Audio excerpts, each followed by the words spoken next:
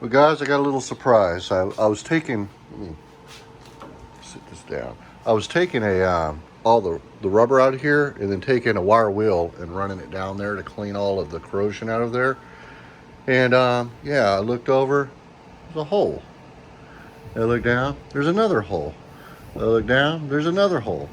Another hole, another hole. Holes all down this thing.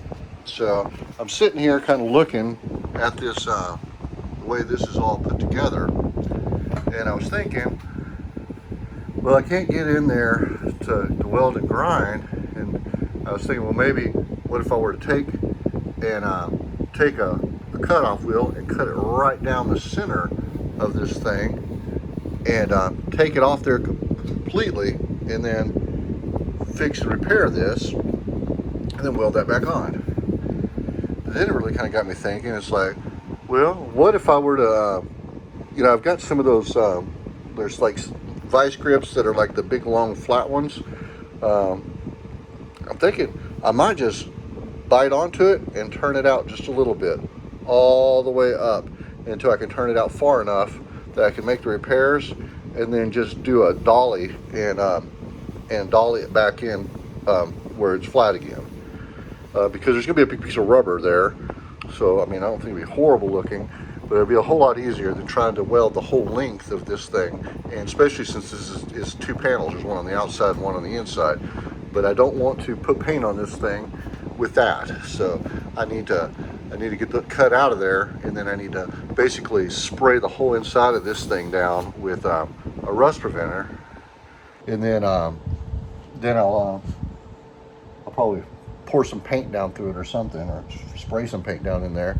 I don't know, a little disappointing. I mean, I was getting ready to actually start taking the doors off of this thing, start deep cleaning the inside and getting the headliner ripped out of it. I thought I was done welding, but I guess I'm not. All right, so I peeled it back. I can get in there now. So yeah, I just once I get it all cut out and weld it back in, I'll just have to take this and dolly it back over where it looks like this up here. But it is what it is. I got to get all these big rusty holes out of here and try to protect it as much as I can from paint. All right, guys, I'm a little close in here, but basically this is what I'm going to do. I'm going to go ahead and block that light out of there. I put a piece of tape all the way down this, and then I'm going to take a razor blade and I'm going to run it down this crease here, and then I'm going to go to this outside edge and run it down that, and then take that piece of tape and transfer it onto a piece of metal. I've seen other people do it. I think I can pull it off. We'll see how it goes. Okay, that worked pretty good. I'm going to go ahead now and get a piece of metal ready. I'll pull that off of there and we'll transfer it.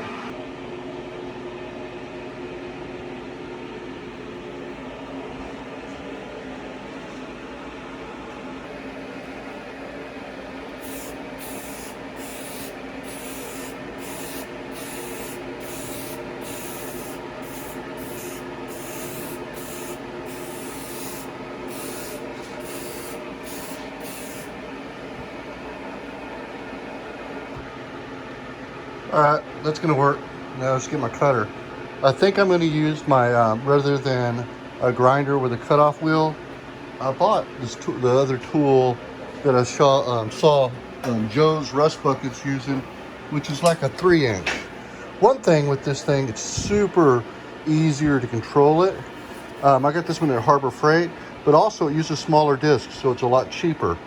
So that's kind of my 2 cents on that one, because you burn through a lot of disposables when you're doing stuff like this. This thing was cheap, and it's really doing well.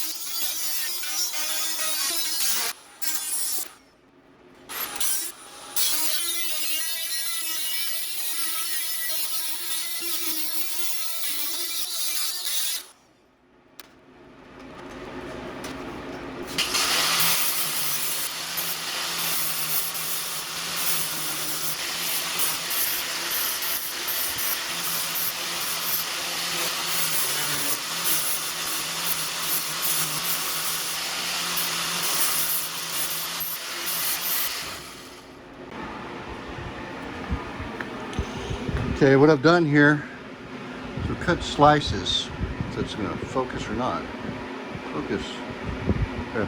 I've cut slices on each sides of the bad places, and I don't have anything narrow enough to get in there. So what I think I'm going to do, take a pry bar, pull it out a little bit, and then take some tin snips to get it. We'll see how that works. All right, guys, I've got the OSPO. I'm fixing to spray the OSPO in there, and then after the OSPO dries, then I'm just going to take a spray can and just spray in there till it runs down the whole thing on the inside, just to kind of give some protection and make it last a little longer. The rest of the metal seems pretty solid, so I'm not going to replace the whole thing, but I'm definitely going to do sections. So I sprayed all of the inside of this the best I could with paint after the rust reformer stuff, the neutralizer is gone, and all the holes. I got it where so much is dripping out the bottom. So I feel like it's going to be coated enough to protect it at least for another round. That's just, you know, you gotta do what you can. I can't do it perfect, but I can make the best I can make it. All right, guys, I'm going at it. This is what I've come up with so far. I got the big piece. I figure start the big one first. Yeah, it's gonna be a pretty good fit. I don't think it's gonna be a problem. I just gotta get it burned in and go on to the next holes. There's a few of them, but you know, you do what you do. All right, got it burned in. Now I'm gonna take the grinder. We'll grind it out and see what else we need to do. But that's better than a hole for sure. One hole down, 3 to go. That turned out pretty good. It's kind of hard to tell, but I mean, I'm going to use a little bit of filler on it.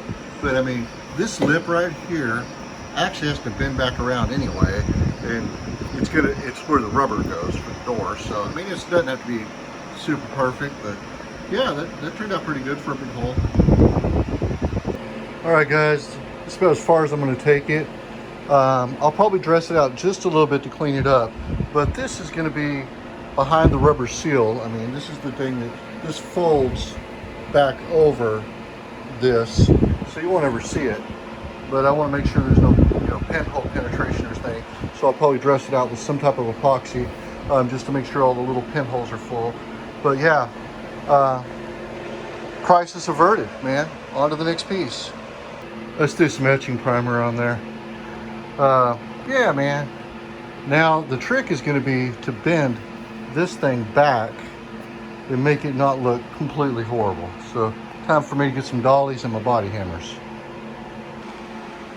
There she is. Just put it back together. Put some more primer on it. Go on to the next task, man. You got to do something every chance you get when you're doing a big project like this, or it just won't happen. You get overwhelmed with it. So if I got an hour or two, I'll come out here. Sometimes I just sand. Sometimes I look for problems that haven't been addressed and address them if I got an afternoon or something. But you always got to get out and continue doing something. Don't give up on your project though, because the whole goal is to be able to enjoy it, and it's something that not everybody else has, and it's not an enjoyment that everybody else gets. So just keep at it.